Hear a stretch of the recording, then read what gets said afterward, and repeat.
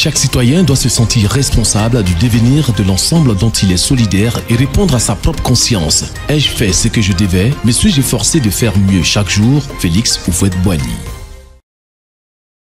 En cette troisième semaine du mois d'octobre, nous continuons à parler du temps. Après avoir, dans les deux émissions précédentes, parlé du temps passé et exploré les voies et moyens par lesquels ce temps passé, l'histoire peut aider le citoyen dans la vie communautaire, nous parlons dans cette émission et dans celles à venir du temps présent. Qu'est-ce que le temps présent? Le temps présent, c'est la partie du temps qui est actuelle. La partie du temps qui correspond au moment où l'on parle. C'est, pourrait-on dire, l'aujourd'hui de chacun de nous. Cet aujourd'hui s'écoule, nous le savons, à travers des secondes, des minutes, des heures qui s'égrènent tout au long de la journée. Chaque seconde d'ailleurs, chaque minute et chaque heure passée, rejoignant les autres dans notre passé, dans notre histoire. Le temps présent, c'est donc le temps actuel. Qu'est-ce que le citoyen doit faire durant ce temps présent? L'on pourrait répondre que le citoyen doit s'accomplir et construire la cité dans le temps présent.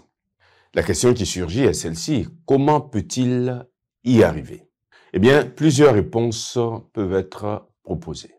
Nous avons retenu parmi ces réponses celle-ci. Pour arriver à s'accomplir et à construire durant le temps présent, le citoyen doit vivre intensément le temps présent et rattraper bien sûr le temps perdu. Alors, comment arriver à vivre intensément le temps présent? Chacun de nous se rend compte que nombreuses sont les tâches que le citoyen est appelé à accomplir pour son propre bien, pour celui de sa famille et pour celui de la communauté tout entière. Vivre intensément le temps présent revient à se plonger dans ces tâches, revient à accomplir ces tâches sans faiblesse, sans céder à la paresse, à la fainéantise et pire, à l'ennui et à la routine. Il est bien malheureux de constater que beaucoup de personnes s'intéressent parfois, si ce n'est trop souvent, à des choses étrangères à ce qu'elles doivent faire, à des choses étrangères à ce qu'elles ont à faire. Ces tâches peuvent être humainement intéressantes et productives, mais si elles sont différentes de ce qui est attendu de ces personnes à ces moments précis, alors ces personnes perdent leur temps.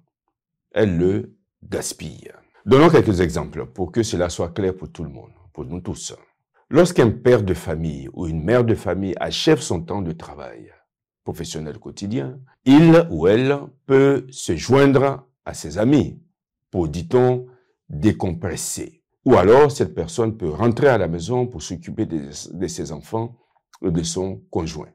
Est-ce que passer du temps avec ses amis est une mauvaise chose? Bien entendu, non. Passer du temps avec ses amis est une bonne chose compte tenu de la valeur essentielle qu'est l'amitié pour le tissage des liens solides de fraternité, de solidarité entre les hommes. C'est d'ailleurs le lieu d'inviter ceux que cela intéresse à réécouter toutes les émissions que nous avons consacrées à cette belle valeur de l'amitié. En revenant à l'exemple, est-ce que ce qui est attendu de ce père ou de cette mère de famille à ce moment précis, après la fin de son travail quotidien, est-ce d'aller avec ses amis ou rentrer à la maison? Évidemment, ce père ou cette mère de famille doit rentrer à la maison pour s'occuper de sa famille. Un autre exemple, lui aussi tiré de la vie familiale. Si ce père ou cette mère de famille rentre à la maison et se consacre à lire le journal ou à regarder la télévision, est-ce une mauvaise chose? Bien sûr que non, car lire le journal ou regarder la télévision pour s'informer ou se détendre ne sont pas de mauvaises choses. Mais la question est celle-ci. Est-ce ce qui est attendu de cette personne à ce moment précis? Une réponse négative s'impose.